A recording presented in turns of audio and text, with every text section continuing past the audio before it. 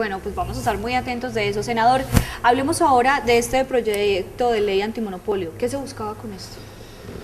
Bueno, ese es un tema que es importante que me permita entonces, Natalia, hacer una introducción sobre ello para que los televidentes comprendan bien el concepto. Es decir, yo lo que he estado tratando de hacer en el Congreso de la República, además de otros temas, es decirle al país que Colombia en su Constitución tiene una línea que defiende la teoría del servicio público. ¿Por qué hay que aclarar eso? Porque hay otros países que en su Constitución no defienden tanto esa teoría del servicio público, sino que hablan más bien de un enfoque o de un modelo de mercado. Aquí el país, digamos, tiene como una especie de híbrido. La Constitución está iluminada por la escuela francesa en la teoría social y por la escuela inglesa en la teoría del mercado.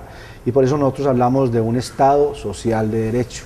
En esa luz del Estado social de derecho, lo que le dijo la Constitución o el constituyente primario al Estado colombiano, independiente del gobierno que esté allí, es que ese Estado es responsable de la prestación eficiente de los servicios públicos, independiente de que ese Estado los preste de forma directa o de forma indirecta a través de unos terceros. Ese es el primer punto que yo quiero hacer la reflexión, y cuando estoy hablando de servicios públicos, estoy hablando de servicios públicos en general.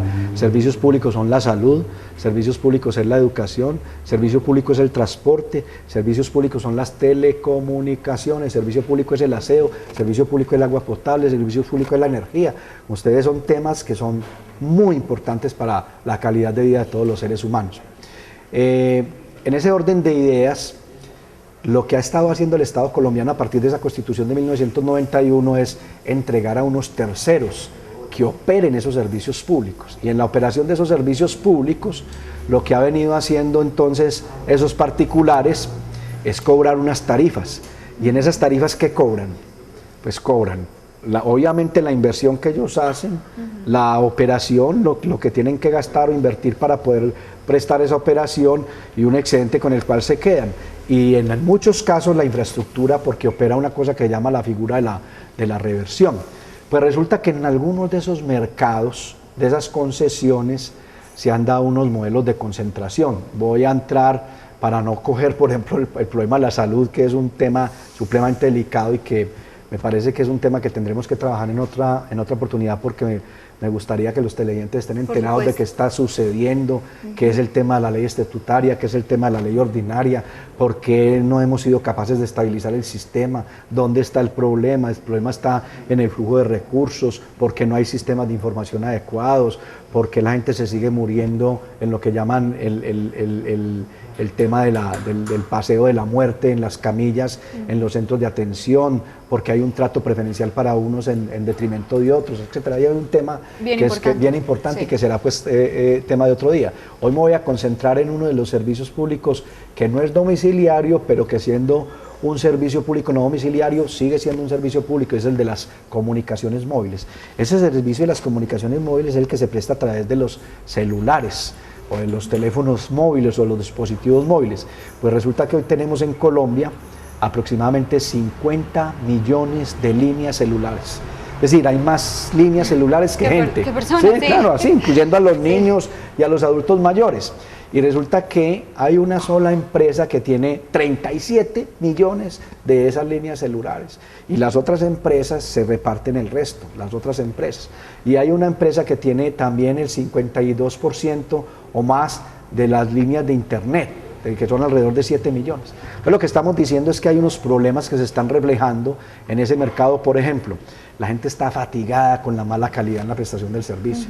La gente está fatigada porque no tiene cobertura suficiente, y la gente está fatigada porque las tarifas son las más altas de Latinoamérica, y lo hemos demostrado en los diferentes debates que hemos hecho en el Congreso de la República. Entonces, lo que hicimos con el senador Lacerna, que es del Partido Conservador, el senador Jorge Enrique Robledo, que es del Polo, y yo, que soy del Partido Liberal, mire usted que hay tres partidos y otros partidos que nos acompañaron, fue presentar un proyecto de ley antimonopolio para que nadie pueda tener más de un tope específico de mercado. Lo que pasa es que entonces también hay que entrar a decirlo, vienen estas empresas que tienen una cantidad de dinero enorme, hacen un lobby, y resulta que nos tumbaron el proyecto de ley, y el proyecto de ley no avanzó y se nos quedó en el primer debate. Entonces ahí dicen, del abogado del sombrero. Ahí lo que queríamos era entregarle instrumentos al propio Estado para que, enseguida hablamos de lo que es el regulador, o expliquémosle un poquito a la gente lo que es el regulador. En un mercado de esta naturaleza, como es un servicio público, esto no lo puede manejar simplemente a la libertad económica, sino que tiene que haber un regulador que corrija los excesos de esos operadores. Y resulta que el regulador en Colombia ha sido supremamente débil y se lo han bailado los operadores, ¿cierto? Se lo han bailado. Entonces nosotros lo que queríamos era fortalecer el regulador y que, por ejemplo, las sanciones que se le den a estas empresas sean sanciones verdaderamente que las obliguen a mejorar en calidad y a invertir en calidad, etcétera. Lastimosamente nos tumbaron el proyecto. Entonces presentamos otro que viene caminando, que le vamos a dar al usuario unos instrumentos para que él mismo tome decisiones. ¿Qué es eso?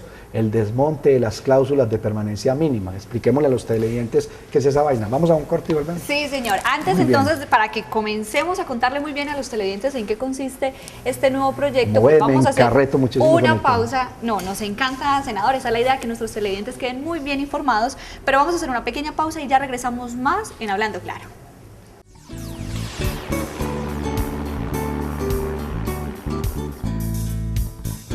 Ya regresamos. Hotel Lago Tours, el mejor destino turístico en San Jerónimo. Disfrute de la naturaleza e increíbles sitios de recreación.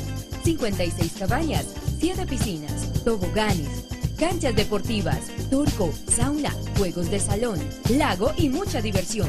352-3300.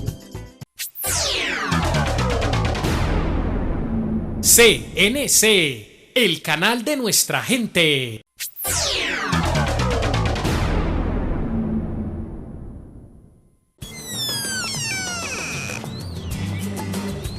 Cuando recibes más de lo que esperas, se siente bien. Tener el mejor respaldo del servicio técnico Challenger se siente bien.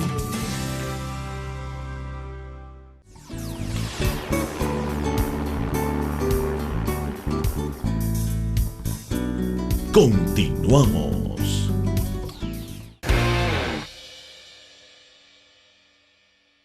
Y continuamos hablando, claro, hoy con el senador Eugenio Prieto. Y bueno, estábamos hablándole a los televidentes de que la ley antimonopolio pues no logró pasar como esperábamos y nos iba a contar qué sigue ahora, que es la permanencia mínima. Hablemosle a los televidentes en qué consiste, cómo funciona. Bien. Claro que ahorita, antes de terminar el tema, les cuento que vamos a insistir con el de antimonopolio. Okay. Ya no como antimonopolio, sino como una ley de protección al usuario. Porque quedaron allí unos artículos que en el afán de muchos congresistas de archivar, pues quedaron vivos, porque los habíamos desarrollado con el Ministerio de las Tecnologías de las Comunicaciones y de la Información y con la CRC, que es el regulador, para ajustarlo y para mejorar el proyecto.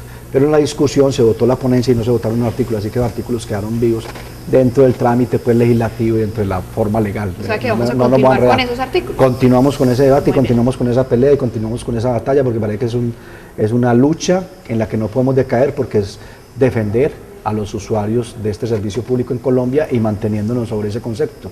Este es un derecho constitucional y es un servicio público. Entonces vamos al otro tema. Sí. Como no pudimos hacer ese, entreguémosle al usuario directamente una herramienta. Como usted ve hoy, dicen que nosotros tenemos portabilidad numérica. ¿Qué es portabilidad numérica? Hay una ley que es la 1245, la presentó el Partido Liberal, la 1245 del 2008, que dice que nosotros tenemos un número telefónico y que cada uno es dueño de ese número telefónico. Entonces, que cuando uno decide que no está bien con esa empresa, te vas para otra empresa y te llevas el número telefónico. Pero en estos momentos no se está dando la portabilidad numérica. ¿Por qué? Porque cuando llegas a la empresa y vas y compras este aparatico, que se llama el dispositivo móvil inteligente, o el teléfono celular, ¿por qué dispositivo móvil inteligente? Porque hay otros que llaman los flechas, que no tienen, no son dispositivos móviles inteligentes. Enseguida lo explicamos por qué.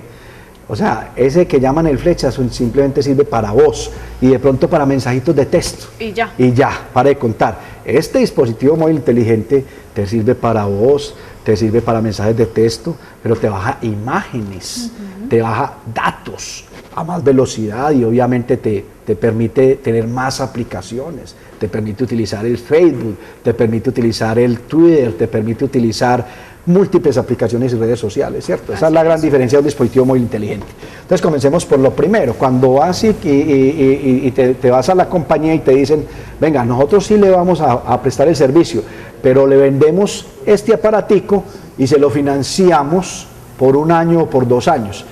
Pero usted, mientras le estamos financiando el aparatico, no se puede ir para otra empresa. Entonces, ¿cómo aplica usted la portabilidad numérica? Esas son las cláusulas de permanencia mínima. Le obligan a permanecer un mínimo tiempo con ese operador por la financiación del dispositivo móvil inteligente. Que por lo general esa permanencia mínima es de 1 o hasta 2 años. No, y hasta 3 y 4 y 5, porque después viene la renovación del equipo, claro, y no sé qué, y no vuelven a la amarran otro año, no te dejan ir. Entonces lo que estamos diciendo es, señor, amarre al usuario, aquí no hablamos de cliente, hablamos de usuario porque es un servicio público. Amarre al usuario, pero amárrelo por calidad del servicio, amárrelo por tarifas, amárrelo por cobertura, amárrelo por atención. Porque la otra cosa es que un usuario va a un centro de atención y lo demoran 3, 4 y 5 horas como si estuviera mendigando un servicio, cuando está pagando por un servicio. No hay derecho al maltrato que le dan al usuario. Y eso es indignante para con el usuario. Entonces, son 2 contratos diferentes, Natalia, lo que estamos diciendo que tiene que hacer. Uno, es la prestación del servicio, y para eso es que los habilita el gobierno, y para eso es la concesión. Y 2, la financiación de este dispositivo móvil inteligente, que entre otras cosas, la tesis de ellos es que están financiando, que dan unos intereses muy bajos, que le están ayudando al consumidor. Que le están ayudando al consumidor, pero entonces le voy a contar una cosa para que lo sepan también los televidentes. De esos 50 millones de líneas celulares que hay en Colombia, el 85% están en los estratos 1, 2 y 3. Y la mayoría de esos estratos 1, 2 y 3 lo que tienen es el flecha, el telefonito normal, que no utiliza este dispositivo móvil inteligente. El tradicional. Entonces, ¿a quién están subsidiando? Al 15%, que son los que tienen dispositivo móvil inteligente. ¿Quiénes son? Las personas que estamos en estratos 5 y 6. Hay que decirlo con toda la franqueza. Así que ahí hay un problema de fondo, queremos modificarlo y queremos que el usuario tenga la libertad de moverse entre operadores. Ahora bien, entonces van a decir, entonces no nos van a seguir financiando, finánciele.